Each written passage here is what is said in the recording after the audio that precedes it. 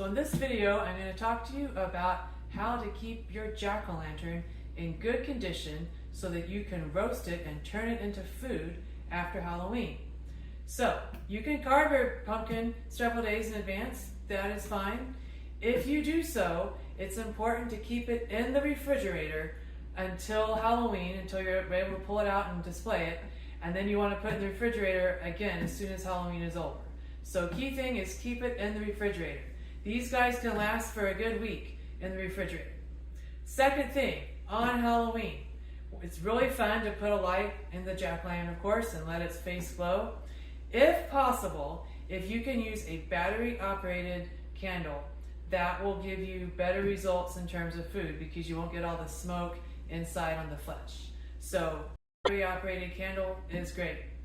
Third thing, if you have it outdoors, or even if you have it indoors, but especially if you have it outdoors, enjoy displaying it Halloween night, but then you want to bring it in at the end of the evening and put it in the refrigerator, and then you want to cook it the next day.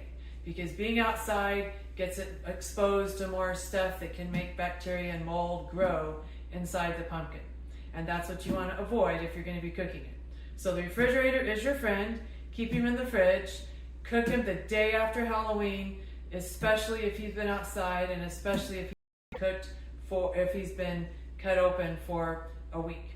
So that's all you have to do. If you follow those guidelines, you can make a yummy pumpkin puree out of your jack-o'-lantern, and it can be used for all kinds of good things. Pumpkin bread, pumpkin pie, pumpkin soup. You can use it as a substitute in recipes that call for butternut squash as well.